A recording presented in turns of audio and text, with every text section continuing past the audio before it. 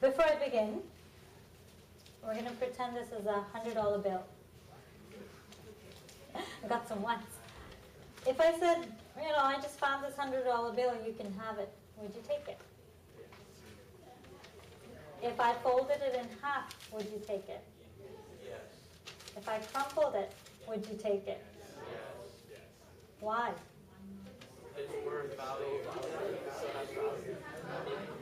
Still has value.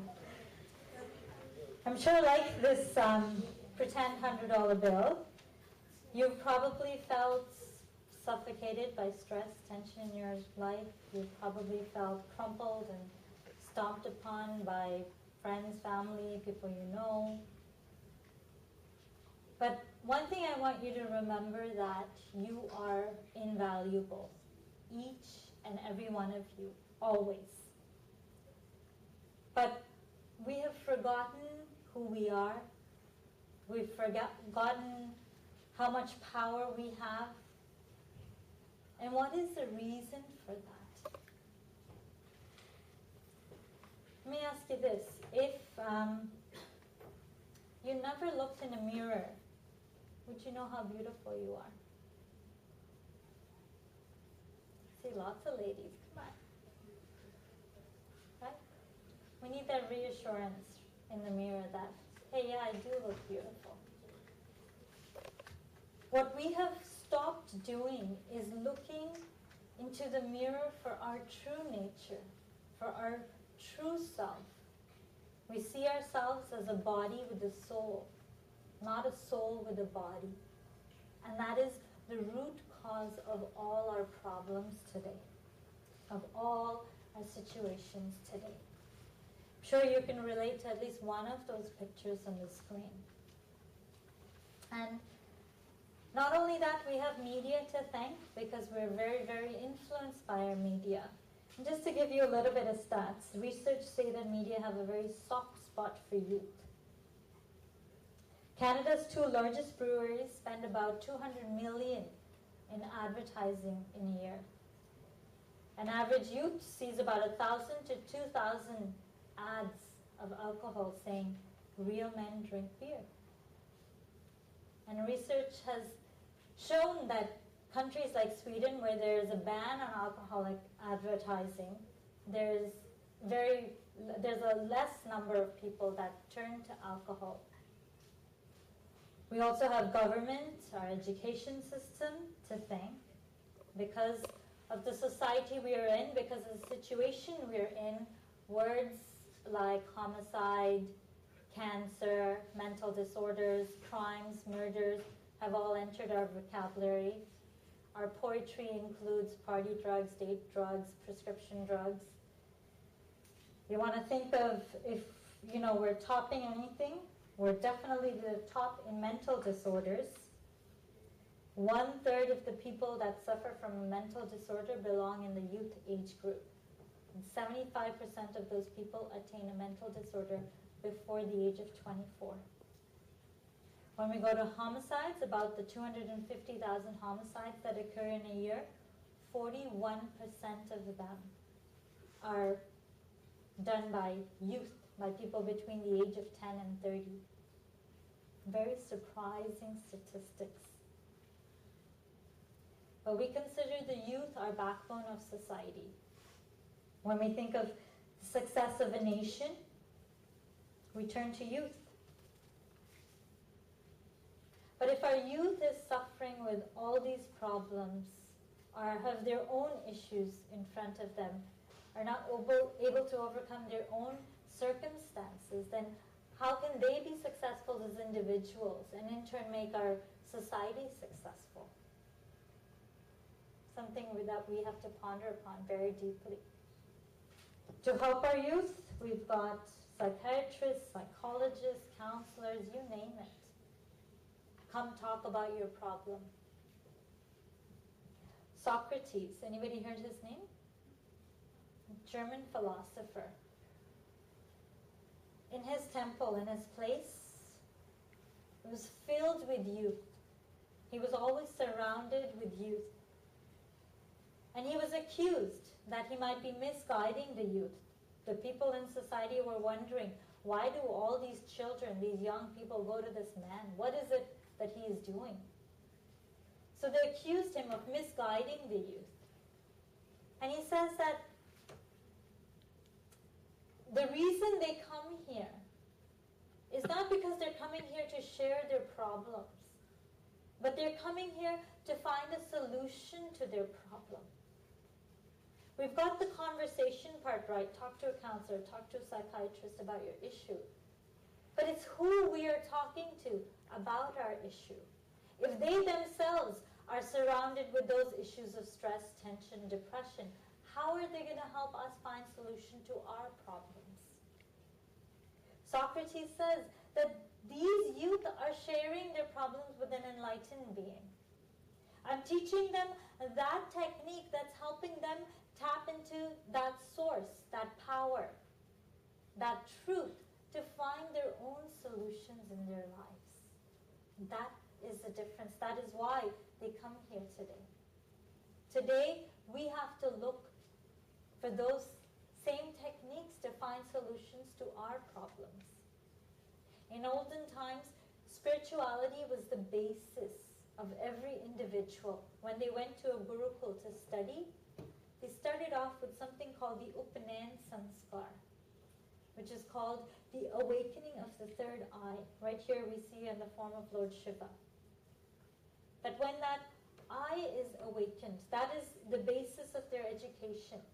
And after that, knowledge was not given to them that here, attain all this knowledge, learn all these facts. But as they connected with their source, with their truth, this knowledge was revealed to them from within. It is that same teaching, this ancient, authentic teaching that we need to bring back into today's lifestyle if we are looking for solutions, if we are looking to become successful individuals, successful beings. Martin Luther King, he explains, he says, religion is like a mighty wind that breaks down doors, makes that possible and even easy, which seems difficult and impossible. Even he says that the solution lies in religion. A few people once came to Sri Ashutosh Marji, who is my guru and the founder of the Divya Jyoti organization. And they said that, there was a time when we heard murder and we were shocked. It was shocking news to us. But today it's in our vocabulary, it's in our news every single day. The world has become such a nasty place to live in. Then how can we change this world? Is this world going to change? Sri Ashutosh Marji assuringly says, yes, this world will change. But answer this question. What is it about human beings that makes their laughter so contagious? That makes their love so divine? That makes compassion flow from within them? What is it about human beings? And everybody waited for an answer. And he says, it is the Atma, the soul. It is the soul that keeps us alive today, right? If the soul didn't exist, what are we left with? What are we left with? A dead body. Dead body that smells, that rots, that becomes dark, is not good to look at, right? He says, just like that, the soul of this world is missing. And that soul is dharma, or what we refer to as religion. If we can reinstate the missing factor, then this world can become a better place. But when we talk about religion, there's a lot of confusion around religion. There's probably more religions that exist today that existed in previous times.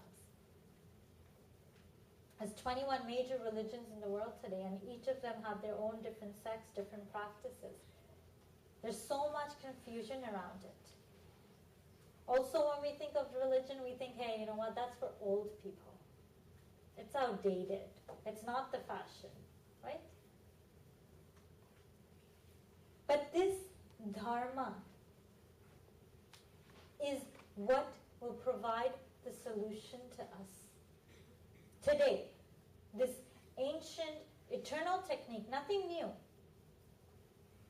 But that technique that provided the solution to people every single time. But what is this dharma? The question of the existence of God comes up, right? Does God even exist? Does he? Yeah, no? A professor asked his university class the same question. He goes, does God exist? One child quickly gets up and says, yes, God exists. God exists in everything. God is in every particle.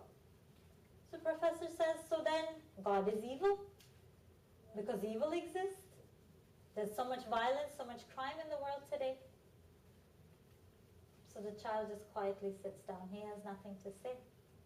So the professor says, see, God doesn't exist. God is a fairy tale, just something that we believe in, but doesn't exist. Another child gets up and he says, can I ask a question? And the professor says, sure. He says, does cold exist?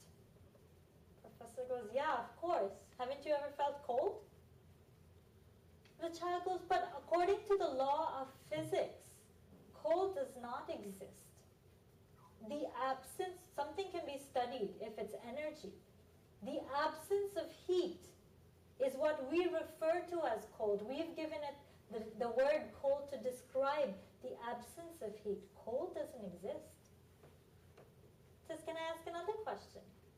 Does dark exist?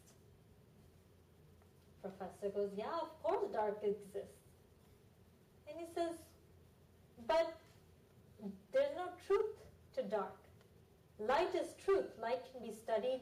But when light is absent, that is what we call dark.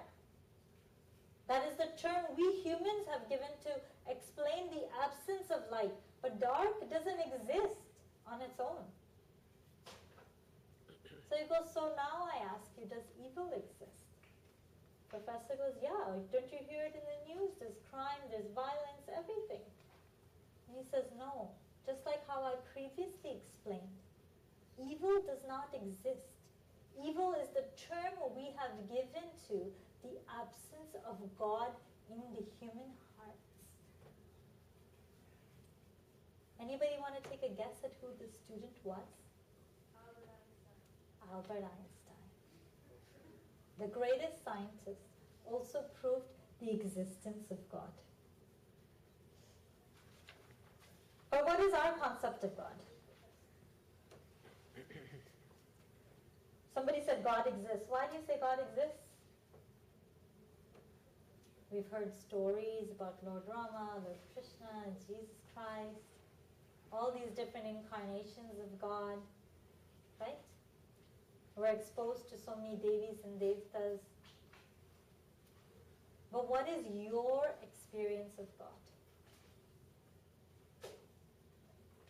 And that is what true religion is. That experience of God is missing. And that is why this world is in the state it is today. True religion, the word religion, comes from Latin religere, meaning to reunite. Religion teaches you to reunite with that supreme power, with that supreme soul. The word dharma means to dharan, to attain. Lord Krishna, this is a shlok from the Bhagavad Gita. He explains what Sanatan Dharma, before Hinduism, Christianity, Islam, all this existed, there was only one thing that existed, what we call Sanatan Dharma. And he explains what Sanatan Dharma means. He says that which is insoluble, which is indestructible, which is unwitherable, which is unmodifiable, which is everlasting, which is all-pervading, that soul is what we call Sanatan Dharma, connection to that soul, to that has existed since the beginning of time. The sun does not need evidence. It exists, right? We receive from it every day. Just like that, that power, that soul exists as well. But we need to realize it. We need to experience it. God is not just this man up in the clouds who understands what we're going through, who's pulling the strings. No. God is that power that's within each and every one of us. And we need to connect with that power. We need to know that power. That is why Vivekananda said, if there is a God, we must see it. Not believe in it, but